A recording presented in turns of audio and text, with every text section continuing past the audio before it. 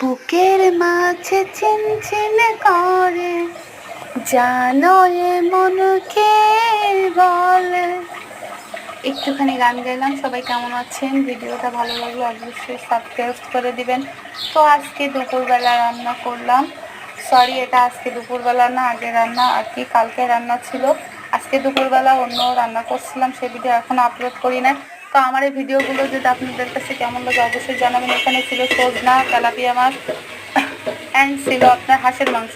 তো আমি ওই রান্নাটা দেখে নাই, সম্পূর্ণ রান্নাটা দেখাতে পারলাম না, সরি।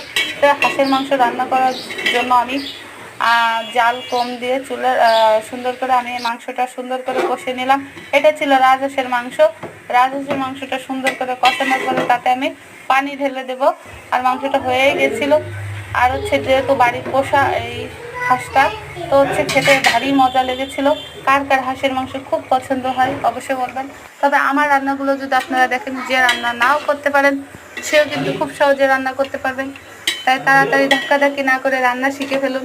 রান্না না যদি করতে পারি মেয়েরা, তাহলে খাবো কি? স্বামীদের খেতে দেবেন কি? মানে চারিদিকটা একটা সমস্যা হয়ে যাবে।